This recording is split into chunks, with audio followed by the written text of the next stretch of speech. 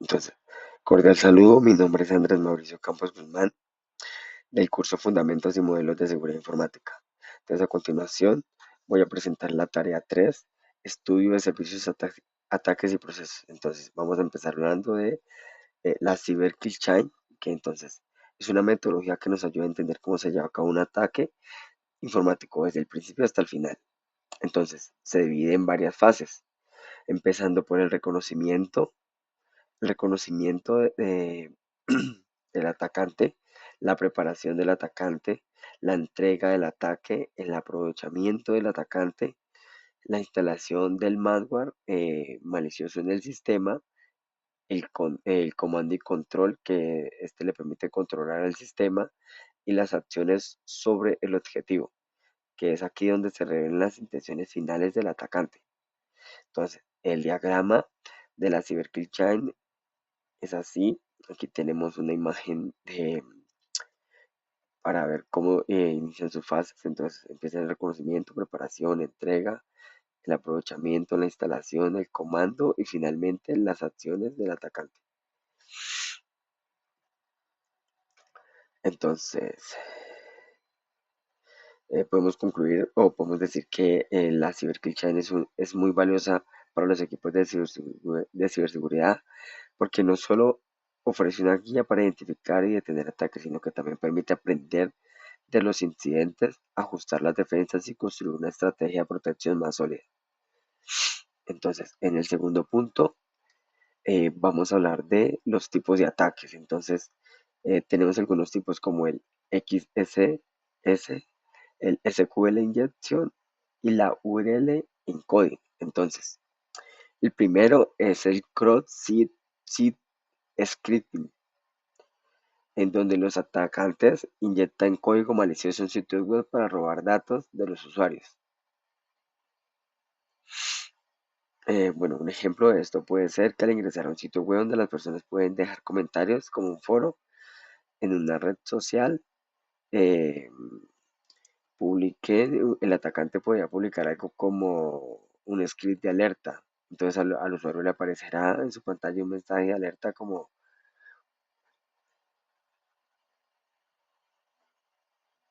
bueno, un mensaje de alerta. Bueno, cómo protegerse para evitar ataques de este tipo. Entonces es fundamental limpiar todo el contenido que los usuarios pueden ingresar en la web, o también utilizar políticas de seguridad que limiten el contenido que el navegador permite ejercer.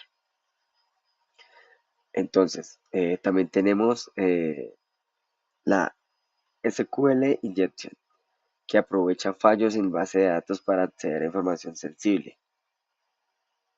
Entonces, cuando un atacante intenta acceder a una base de datos de una página web.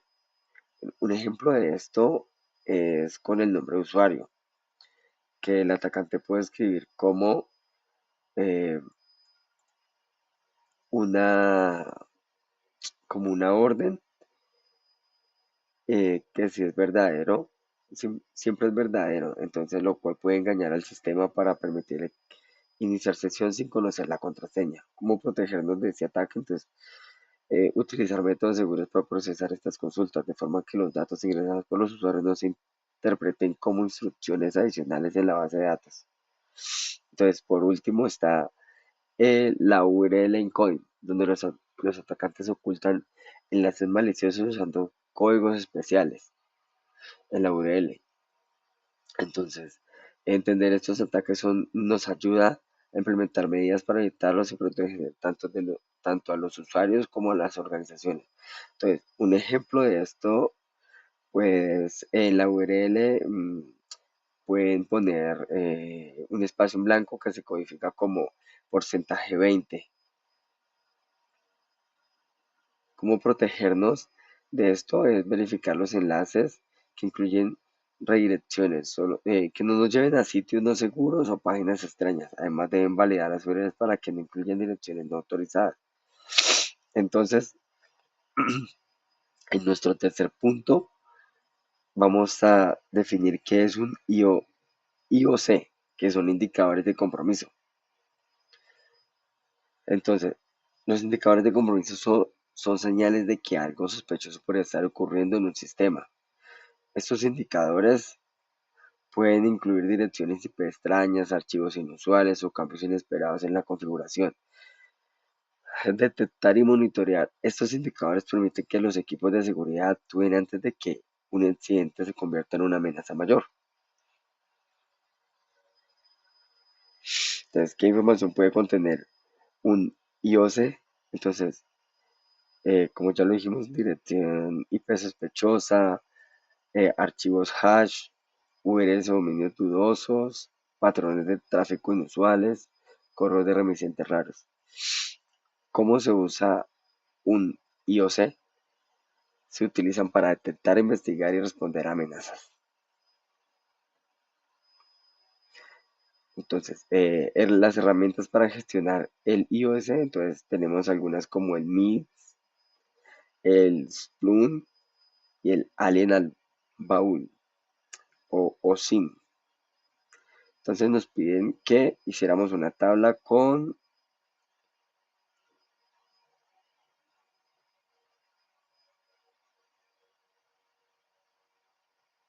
algunos de estos para poder identificar sus diferencias. Entonces dice que la funcionalidad es compartir OIC y amenazas entre organizaciones. Es gratuita y fomenta la colaboración y las limitaciones puede requerir configuración inicial. Entonces, la análisis de grandes volúmenes de datos en las ventajas de escalabilidad y alertas en tiempo real. Costos, limitaciones, costosa para implementaciones de gran tamaño. Entonces, el Alien Baúl o SIN, gestión centralizada de amenazas. En las ventajas integra múltiples herramientas de seguridad. En las limitaciones puede ser compleja para empresas más pequeñas.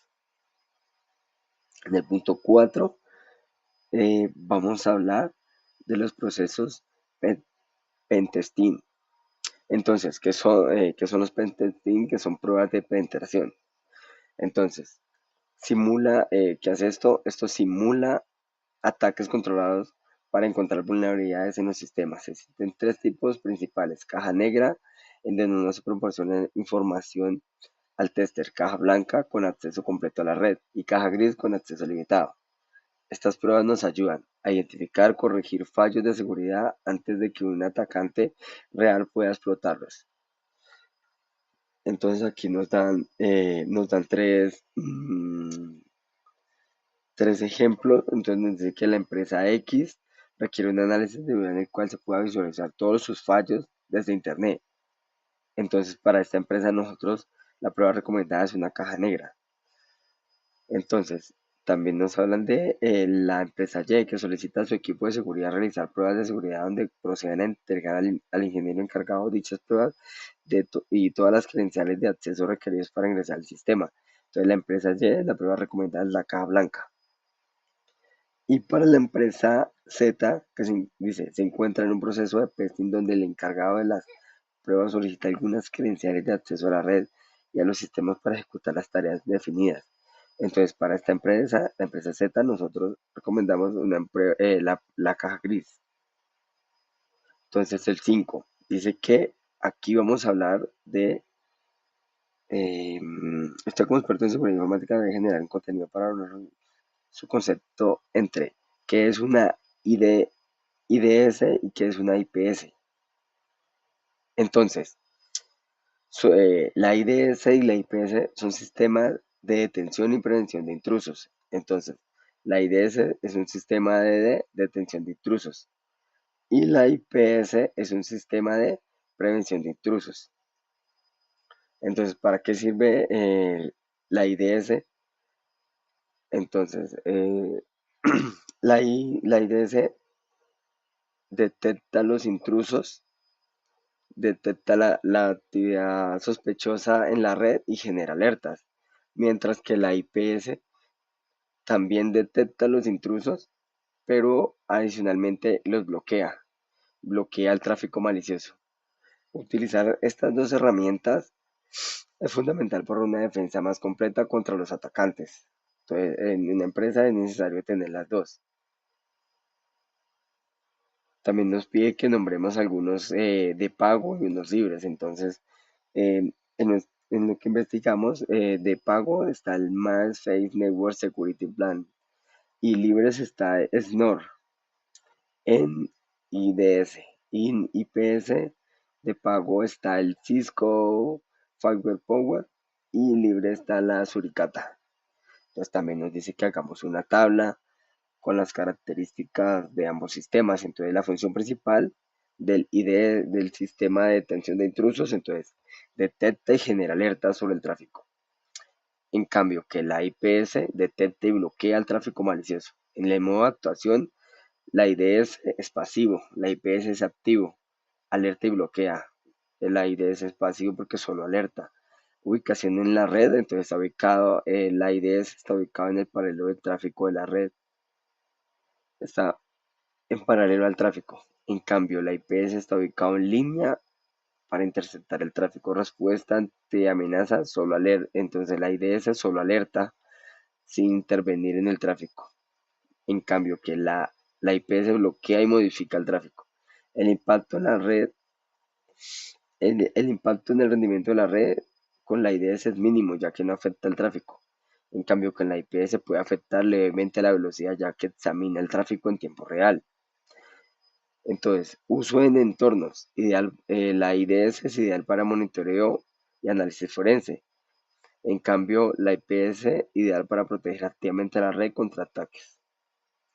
Ejemplo de software libre, entonces Snore para IDS y Suricata para IPS. Y de software de pago, como ya lo dijimos, Cisco Fiber Power para IPS y Massive Network Security para la IDS. Entonces, en el paso 6 vamos a hablar de las herramientas de análisis de seguridad. Entonces nos dicen que construyamos una tabla de las herramientas. Entonces aquí hay una breve definición de lo que son y adicional. Entonces, en seguridad las herramientas de análisis nos ayudan a detectar vulnerabilidades en las aplicaciones web. Entonces, el Burst Suite es una herramienta avanzada para pentester, o sea, para hacer pruebas de.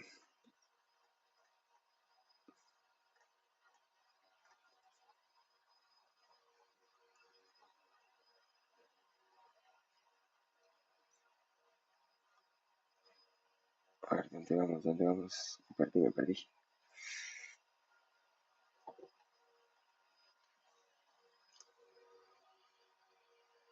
Bueno, también tenemos el OWASP SAT, el SAT, que es una excelente opción gratuita. Es una herramienta de código abierto y es gratuita, desarrollada por la comunidad de OWASP. El Acunetis es una herramienta enfocada a realizar escenarios en escaneo rápido y detallado. Cada una tiene sus ventajas y la elección depende de los requerimientos específicos de cada organización. Aquí entonces tenemos eh, la tabla que nos habla de las características. Entonces el tipo de licencia de Bursuit es un pago con una versión gratuita limitada. El SAT gratuita y de código abierto. El Acunetis es de pago con versión de prueba. El desarrollador, la facilidad de uso, entonces en Bursuit la interfaz personal es profesional, algo compleja para principiantes. En cambio el SAT, intuitivo y fácil para principiantes. Y la Acunetis es interfaz profesional y fácil de usar. Características principales es escaneo avanzado. En el caso de Bursuit, automatización de pruebas, herramientas de interpretación y manipulación. En el caso de SAT, las características principales son el escaneo de vulnerabilidades comunes, interpretación y extensibilidad. En el caso de Acunetis, escaneo de alta precisión, reportes detallados, integración con otros sistemas. Entonces, déjame yo pongo esto acá porque no lo puedo leer así. Entonces, también dice que integración con otros sistemas. Entonces, en el caso de Bursuit, sí, en la versión pagada, en el SAT es limitado y en el Acunetis La integración es avanzada. Dice que popular entre profesionales, muy popular en equipos de testing y análisis de seguridad.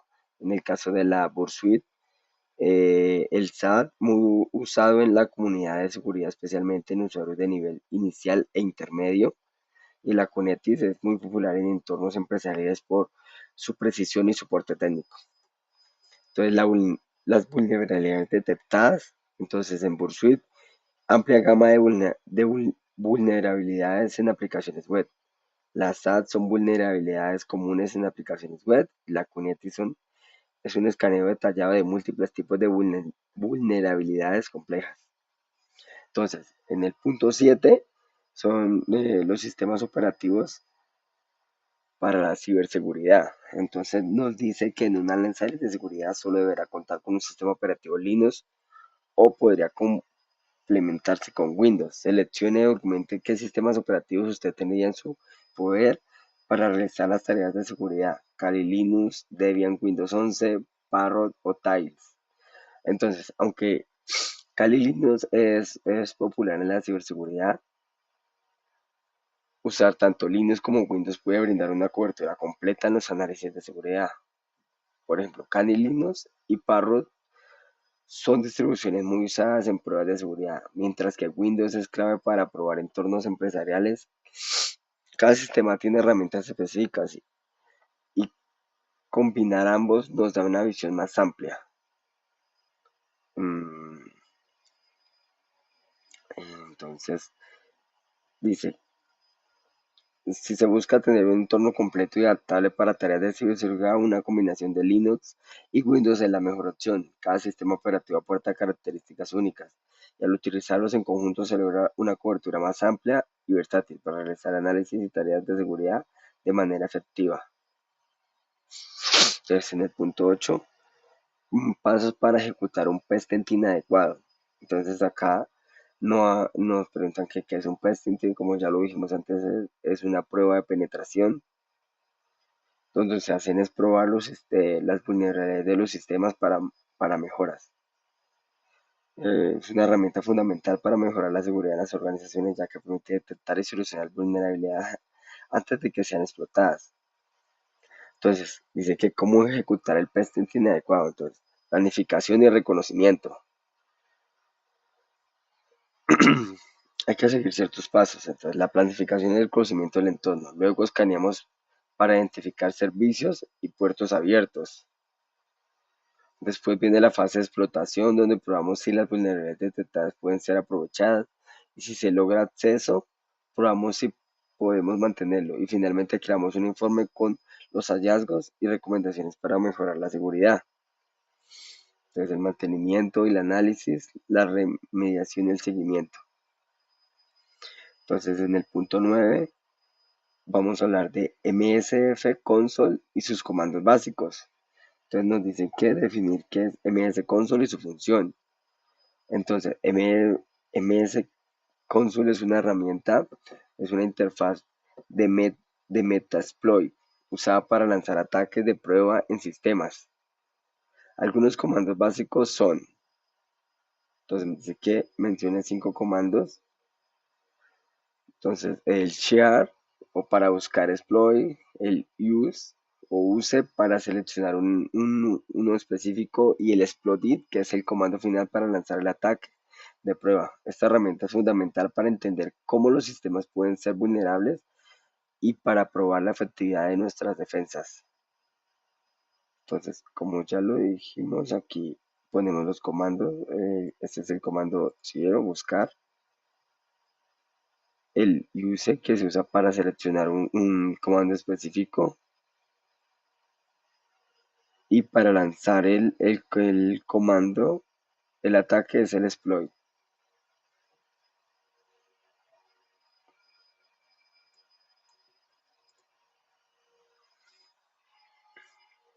Entonces dice que teniendo en cuenta el anexo 3, vamos a analizar el ataque expuesto con el enlace de Facebook menciona y define documento un listado de 5 puntos para que un usuario sin conocimiento en ciberseguridad pueda identificar un ataque en ese nivel. Entonces, para evitar ataque, lo primero que tenemos que hacer es revisar el enlace cuidadosamente, desconfiar de mensajes de confirmación o advertencias inesperadas, evitar hacer clic en los enlaces de correo electrónico, verificar el remitente del correo, utilizar herramientas de verificación y enlaces. Nosotros en este caso sugerimos o vamos a usar Virus Total o URL Void. Entonces aquí tenemos unos screen o pantallazos de los resultados que nos arrojó el enlace compartido en el anexo 3, que era un enlace de Facebook. Como pueden ver, la página nos dice que este enlace es malicioso en nuestros resultados. Y en la pregunta 11 vamos a hablar de los roles en un CSIR y su importancia. Entonces, un CSIR es un equipo de respuesta a incidentes de seguridad informática. Cada rol